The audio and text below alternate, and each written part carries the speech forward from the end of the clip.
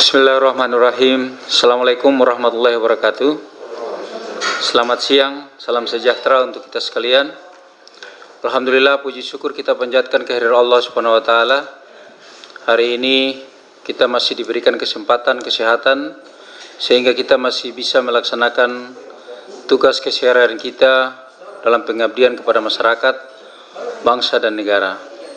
Hari ini alhamdulillah kami berencana melaksanakan konferensi pers ini yang intinya adalah melihat sejauh mana data terakhir perkembangan COVID-19 di Kabupaten Halmahera Tengah. Untuk itu sebelum kami menyampaikan data terakhir terkait perkembangan COVID yang ada di Kabupaten Halmahera Tengah, izinkanlah kami menyampaikan hal-hal yang pernah dan telah kami laksanakan melalui gugus tugas yang ada di Kabupaten Halmahera Tengah, antara lain yang pertama sesuai dengan program kerja kami, yaitu pembagian logistik kesehatan, APD, obat dan suplemen, peningkatan antibodi ke seluruh kecamatan yang nantinya dari kecamatan itu didistribusi sesuai dengan kebutuhan masing-masing yang ada di wilayah, baik di posko maupun di tenaga medis maupun untuk kepentingan masyarakat. Kemudian yang kedua, ada pembagian masker yang dilaksanakan secara simbolis di ibu kota oleh Pak Bupati dan Pak Wakil Bupati, masker dan vitamin, dan nantinya akan ditindaklanjuti melalui para camat dan kepala-kepala desa. Kemudian perlu diketahui juga bahwa di setiap desa juga ada program dan kegiatan yang sama, baik di bidang melalui program dana desa maupun dana alokasi dana desa. Selanjutnya ada bantuan pangan pemerintah daerah melalui bantuan pangan beras yang sudah didistribusi di seluruh wilayah. Dan yang berikutnya bantuan APD, masker, Hanskum dari BUMN melalui yang keterwakilan ada dari Bank Mandiri dan Bank BNI. Kemudian ada bantuan daripada gugus tugas Provinsi Maluku Utara kepada keluarga yang terdampak langsung. Itu yang keluarga yang terdampak langsung ini maksudnya keluarga yang ada di karantina atau isolasi mandiri. Kemudian mereka itu tidak diberikan kesempatan keluar, maka dibantu pangan, kebutuhan pangannya.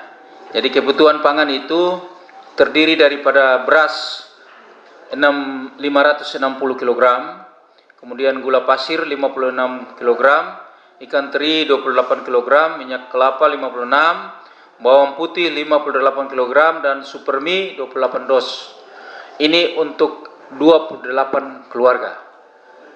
Jadi masing-masing satu keluarga itu mendapatkan sesuai dengan satu paket, ada beras, ada gula pasir, ada ikan teri, ada minyak kelapa, bawang putih, dan supermi. Data yang kami sampaikan kemarin ke Provinsi Maluku Utara itu 155 keluarga yang terdampak. Tetapi yang baru dibantu baru 28 kakak karena mereka masih mempersiapkan logistik kabupaten kota lainnya, sehingga bantuan ini belum seluruhnya disalurkan ke Kabupaten Halmahera Tengah. Kemudian yang berikutnya, kami perlu sampaikan kepada kita sekalian bahwa tempat karantina yang kami rencanakan kemarin itu sudah siap, baik di rumah sakit maupun yang ada di SKB atau TK. Kurang lebih 36 kamar atau 35 kamar. Namun sampai saat ini belum terisi. Itu nanti dijelaskan lebih lanjut oleh Kepala Dinas Kesehatan. Kemudian yang berikut langkah yang kami telah laksanakan adalah merevisi Instruksi Bupati Halmahera Tengah nomor 39 2020 yang berlaku mulai hari ini, dan itu belum ada batas waktu yang ditentukan. Yang kemarin itu kita sengaja taruh 14 hari karena itu batas untuk melihat perkembangan yang terjadi, kemudian kita robah. Tetapi di dalam instruksi itu sewaktu-waktu akan dirubah sesuai dengan kondisi yang ada. Karena instruksi ini sudah kurang lebih 3 atau 4 kali kita mengalami revisi.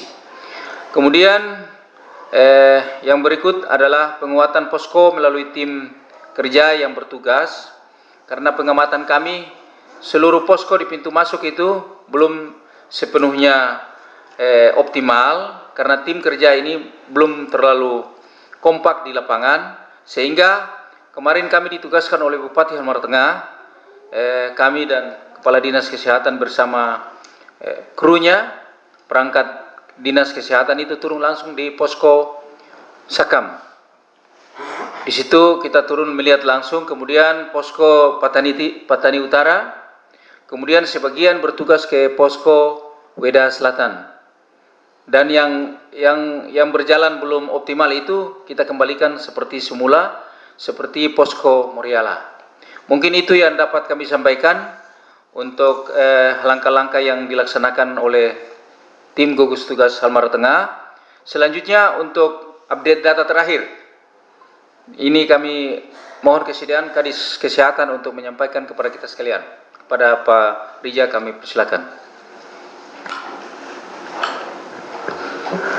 Ya, baik, terima kasih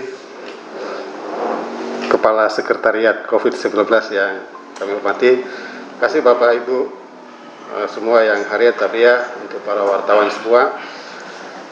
Dapat kami laporkan situasi pelayanan bidang kesehatan untuk COVID-19 di Kabupaten Halmahera Tengah. Yang pertama, jumlah yang menjalani isolasi mandiri sampai dengan tanggal 10 Juni 2020 sebanyak 435 orang. Terjadi peningkatan 54 orang, yaitu di Kecamatan Weda 41 orang, Weda Selatan 2 orang, Weda Tengah 3 orang, Weda Utara 6 orang, dan Patani 1 orang. Yang tertinggi adalah terjadi di Kecamatan Weda sebanyak 279 orang, dan terendah 0 atau 0 itu di Kecamatan Patani Utara. Yang kedua, jumlah orang yang telah selesai menjalani masa isolasi mandiri sampai pada hari ini, ya, itu sebanyak 26 orang, yaitu di Kecamatan Weda 25 orang dan 1 orang di Kecamatan Weda Selatan. Dengan demikian, masih terdapat 409 orang yang saat ini terpantau menjalani masa isolasi mandiri di rumah, di kategori yang IDS. Yang ketiga, jumlah orang yang dilakukan pemeriksaan rapid test sebanyak 470 orang dengan hasil rapid test non-reaktif sebanyak 359 orang dan reaktif sebanyak 11 orang. Ini datanya adalah data akumulasi sejak Maret. Ya, sejak Maret itu datanya secara akumulasi. Jumlah OTG yang saat ini dilakukan pemantauan itu sebanyak 37 orang tanpa gejala. Selanjutnya jumlah ODP, orang dalam pemantauan 0, ya, jadi tidak ada ODP. Yang selanjutnya jumlah PDP, pasien dalam pengawasan itu 5 orang, ya. Kasus yang terkonfirmasi positif sebanyak 2 orang. Hasil pantauan di posko masuk di 5 posko di Kabupaten Halmahera Tengah, jumlah yang masuk di Kabupaten Halmahera Tengah sampai dengan tanggal 10 Juni 2020 sebanyak 29.933 orang melewati pintu masuk posko Moriala dan Halmahera Selatan, Sorong, kemudian di Halmahera Timur.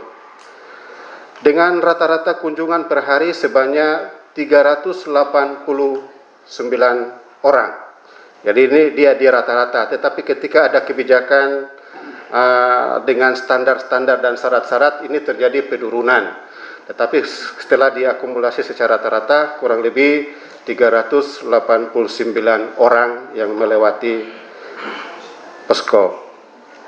Itu beberapa hal yang terkait dengan situasi layanan kesehatan yang kita pantau melalui 3 kategori, yaitu IDS, ODP, PDP, dan positif terkonfirmasi. Itu selanjutnya kami silakan kembalikan ke terkait dengan karantina. Yang telah dilakukan karantina tentu harus mengikuti atau memenuhi syarat-syarat kaidah di dalam karantina. Karantina yang patut dilakukan adalah PDP, jadi pasien dalam pengawasan. Tentu itu akan dilakukan di fasilitas pelayanan kesehatan, yaitu di rumah sakit. Tetapi juga bisa dengan karantina ODP, ya, untuk tempat-tempat yang telah ditetapkan, misalnya di SKB dan lain-lain. Itu bisa dengan ODP. Yang ODP kita saat ini adalah 0. Artinya berarti sampai tanggal hari ini, jadi ODP yang kemarin ternyata sudah berakhir masa isolasinya dan saat ini adalah 0. Kemudian OTG ini dilakukan dengan 2 cara. Ya, bisa dilakukan di fasilitas yang telah kita tetapkan, bisa juga dilakukan isolasi di rumah. Jadi dengan demikian, OTG ini adalah orang yang tanpa gejala. Kalau yang ODP menunjukkan gejala. Dengan demikian, protap untuk dilakukan isolasi semuanya sama. Jadi tetap menjaga jarak, mencuci tangan setiap saat, kemudian memakai masker, dan lain-lain. Ini yang telah kita lakukan isolasi untuk beberapa orang yang telah diisolasi di rumah. Protap untuk mengedukasi tetap kami lakukan. Jadi edukasi kepada orang yang menjalani OTG, terutama yang telah dilakukan rapid test dan rapid testnya adalah reaktif, tetap kami melakukan edukasi untuk dapat menjalani isolasi di fasilitas pelayanan kesehatan. Tapi memang ada beberapa hal yang menjadi pertimbangan secara sosial.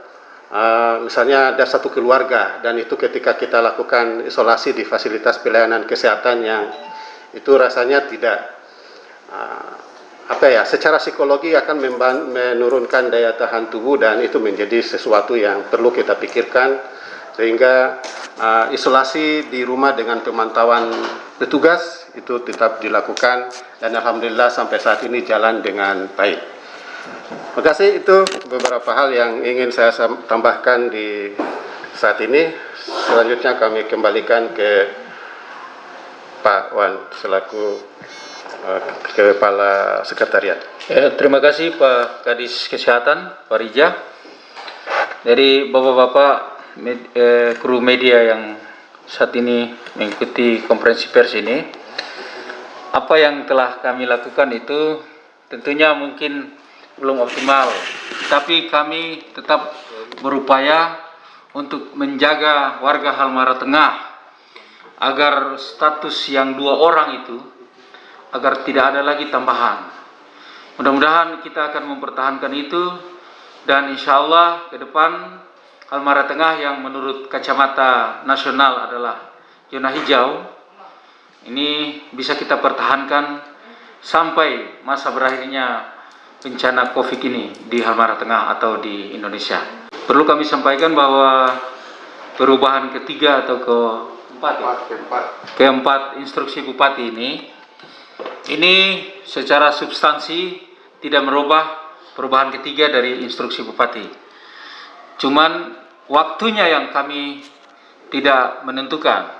Maksudnya sebelumnya itu 14 hari, karena ini sudah agak membuka ruang, dia bisa kurang dari 14 hari, bisa lebih dari 14 hari, sesuai dengan kondisi yang ada dari kita lihat perkembangan COVID yang ada di Halmahera Tengah. Jadi pada intinya tidak mengalami perubahan secara substansi. Jadi rapid test tidak lagi berlaku, hanya yang kita butuhkan adalah SKD dan surat keterangan dari gugus tugas COVID di mana yang bersangkutan berada. Kemudian yang terkait dengan 2 orang itu, mungkin Pak Kadis Kesehatan perlu dijelaskan, Pak. Ya, makasih. Yang kondisi kesehatan 2 orang yang dinyatakan positif, setiap hari kami melakukan komunikasi terhadap yang kedua yang bersangkutan atau tim yang ada di provinsi, baik tim yang secara manajemen maupun yang merawat. Kami berusaha untuk memastikan hasil terakhir dari hasil lab terakhir. Tetapi penjelasan dan kemarin juga kami mengkonfirmasi melalui telekonferensi dengan Dinas Kesehatan Provinsi dan jajarannya, juga kami mempertanyakan, tetapi memang ada masalah di alat yang digunakan untuk melakukan pemeriksaan. Jadi pemeriksaan kan kita menggunakan ada 2, satu PCR yang nanti dilakukan di Manado, kemudian TCM untuk dilakukan di Rumah Sakit Hasan Basori. Terakhir Rumah Sakit Hasan Basori itu TCM-nya salah satu alat yang digunakan untuk mendukung pemeriksaan itu Ketrik. Itu belum datang dan itu menyebabkan ada penundaan dan orang antri yang sedemikian banyak. Secara SOP pemeriksaan itu dilakukan dalam 2 tahap. Jadi tahap pertama adalah tahap penegakan diagnosa, tahap kedua adalah follow up. Follow up itu pun dilakukan 2 tahap. Artinya tahap untuk mengkonfirmasi, misalnya dari pertama positif, kemudian pertama negatif, perlu konfirmasi yang kedua, sehingga selalu ada 2 kali pemeriksaan. Ketika 2 kali pemeriksaan itu dua-duanya adalah negatif, maka yang bersangkutan dikategorikan sembuh. Nah, persoalan yang kedua orang ini belum ada status, itu karena memang hasilnya yang belum ada.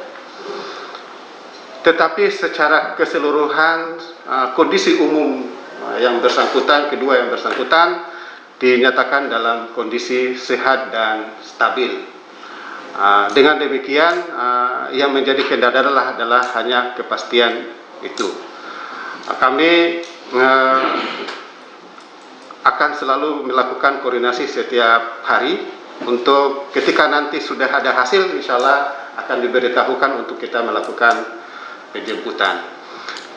Di samping itu ada 3 orang lagi, jadi ada 3 orang yang kita rujuk belakangan, itu juga sama, belum ada hasil penegakan diagnosa atau penetapan hasil labnya, ya, itu belum ada. Dengan demikian belum ada kepastian apakah yang bersangkutan itu negatif ataupun positif. Terima kasih, kami kembalikan. Terima kasih Pak Kadis Kesehatan. Perlu kami sampaikan bahwa kemarin video conference dengan seluruh kabupaten kota bukan hanya permasalahan Halmahera Tengah. Seluruh kabupaten di Provinsi Maluku Utara menyampaikan permasalahan yang sama tentang pasien yang sudah dirujuk ke Rumah Sakit Hasan Basori, itu sudah melebihi waktu yang ditentukan, waktu karantina, waktu isolasi maupun masa inkubasinya sudah lewat semua. Tapi belum juga ada kepastian dari provinsi. Ini juga menjadi tantangan buat kita semua untuk insya Allah Pak Kadis Kesehatan akan tetap berkoordinasi dengan Dinas Kesehatan Provinsi dan gugus tugas, sehingga dalam waktu dekat kita sudah bisa mengetahui perkembangan daripada pasien yang dari Halmahera Tengah. Terkait dengan isi instruksi, instruksi ini sebenarnya untuk kita terkait dengan surat, ini tadi bilang surat jalan, sebenarnya bukan surat jalan. Ini namanya surat keterangan. surat keterangan dari gugus tugas Kabupaten Halmahera Tengah. Jadi surat jalan ini keluar berdasarkan surat keterangan dokter yang sudah dinyatakan sehat secara lahiriah, fisik dan lain-lain. Sehingga kita bisa menindaklanjuti surat keterangan dokter itu untuk yang bersangkutan bisa melaksanakan perjalanan. Di desa bisa melakukan itu, surat keterangan dokter, di kecamatan juga bisa.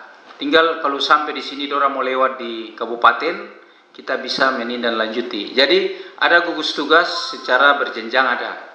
Jadi kewenangan ini kalau misalnya dia di posisi di GB, termungkin dia mau pi Sorong, dia minta surat keterangan di kabupaten. Yang penting ada dasar hukumnya surat keterangan dokter, kemudian ditindaklanjuti dengan surat keterangan dari gugus tugas kecamatan. Terima kasih. Saya kasih contoh tadi Raguan dari Pak Yahe. Telepon saya bahwa dia ditahan di Moreala. Kenapa dia ditahan? Karena dia cuma bawa surat dari kelurahan. Saya bilang anak balik ke Pak Yahe, karena di instruksi itu tidak bilang dari surat kelurahan, dari gugus COVID. Jadi kembali ke Pak Yahe, karena cari gugus COVID kecamatan Pak Yahe. Ambil surat itu, baru ada lewat. Karena kalau saya perintah kasih lolos, akan semua lolos. Ya, saya suruh balik tadi. Saya kira itu contoh. Jadi bisa urus di kecamatan, yang penting gugus COVID kecamatan. Oke? Ya, kasih. Tadi saya katakan kondisi umum ya, kondisi secara umum baik dan stabil. Artinya tidak dalam, saya tidak kategorikan sehat. Kami kita kategorikan sehat karena yang dinyatakan sehat dengan COVID harus dengan rapid test negatif. Ya, jadi secara umum kondisi dua pasien itu adalah baik dan stabil. Ya. Terima kasih teman-teman pers. Saya minta kerjasamanya, barangkali perlu diinformasikan ke masyarakat terkait dengan banyak warga Halteng yang ingin kembali ke Sorong, terutama dari Pulau GB dan Petani. Itu kemarin saya dihubungi oleh Sekretaris Satgas COVID Kota Sorong, karena sekarang mereka masih karantina wilayah sampai tanggal 15 Juni. Jadi itu mereka menyampaikan bahwa apabila ada masyarakat Halteng yang ingin kembali ke Kota Sorong, itu minimal 1 minggu sebelum keberangkatan itu harus ada surat permohonan ke Satgas COVID Kota Sorong. Jadi bisa melalui Dinas Perhubungan kami bantu untuk menyampaikan surat permohonan tersebut. Itu melampirkan rencana tanggal keberangkatan, kemudian surat keterangan rapid test, surat keterangan dokter, dan tujuan perjalanan. Nanti barangkali saya akan forward WA-nya di salah satu dari teman-teman jurnalis, persyaratan-persyaratan apa yang harus dipenuhi oleh masyarakat Halteng yang ingin kembali ke Kota Sorong, karena memang ada sebagian masyarakat yang memang berdomisili di sana. Dan kemarin tuh kita ada satu orangnya yang memang ditolak masuk karena memang tidak ada. Jadi setelah permohonan itu dikirim ke sana, mereka evaluasi dan kemudian mereka mengirim ke saya surat izin masuk. Nah, surat izin masuk itu yang di-print di sini, kemudian penumpang bawa ke Kota Sorong dan diperlihatkan kepada Satgas. Itu baru boleh masuk. Jadi nanti diinfokan ke masyarakat jangan coba-coba berangkat tanpa surat izin masuk dari Satgas COVID. Ya, ada Sorong. Jadi nanti tolong diinfokan untuk informasi lebih lengkapnya nanti langsung ke saya. Nanti bagi saya punya nomor. Nanti kita bantu untuk komunikasikan. Jadi mereka cukup sediakan semua persyaratan yang diminta. Saya kira demikian. Baik, demikian konferensi pers kita pada hari ini. Teman-teman media, kami harapkan kerjasamanya untuk dapat membantu tim gugus tugas Kabupaten Halmahera Tengah, sehingga hal-hal yang kami laksanakan mengenai hal-hal kendala dan sebagainya, mungkin kita bisa sama-sama secara berembuk untuk dapat meningkatkan kinerja kita dalam rangka mensukseskan program dan kegiatan pemerintah daerah, pemerintah kecamatan dan desa dalam rangka kegiatan COVID-19 di Kabupaten Halmahera Tengah. Demikian, atas perhatiannya kami sampaikan terima kasih. Assalamualaikum warahmatullahi wabarakatuh dan selamat siang untuk kita sekalian.